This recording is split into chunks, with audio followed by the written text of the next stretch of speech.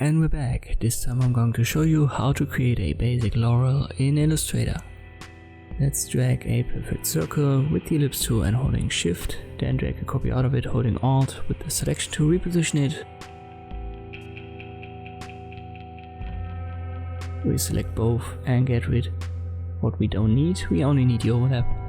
We'll use the shape builder tool and holding alt for that. Now we've got our single element that we need. I'll hold alt and copy it once more.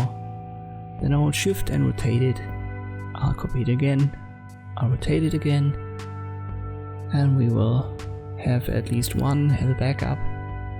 We will reposition that later on. Select both of your parts, hold alt, drag it upwards, then press Ctrl D a couple of times to repeat the process.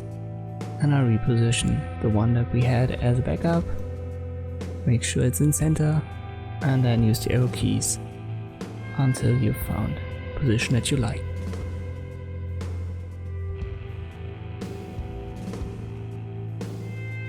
Let me size that down holding shift and alt. If we now go to effect, warp and arc, it doesn't produce the results that we want to have. We need to first right click and group everything, and now we can go to effect, warp and arc, so don't forget that step. We want to have a simple arc like this, and we will use the vertical option. We can bend it to the left and right using plus or minus percentage points.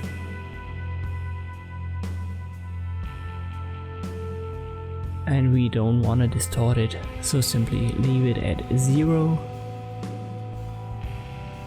But I don't like the result. Let me press Ctrl Z and do that again. Maybe 40% is fine, at least for now. Let's click on OK. We can now drag a copy out of it holding alt using the selection tool.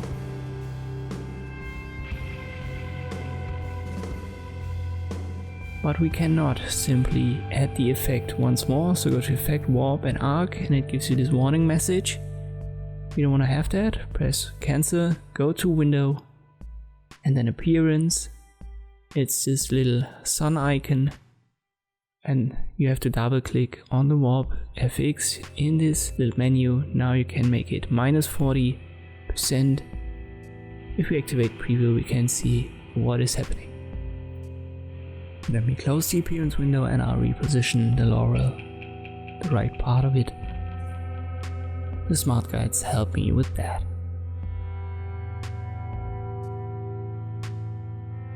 Once more, I'll resize it holding shift and alt, but maybe 40% was not enough.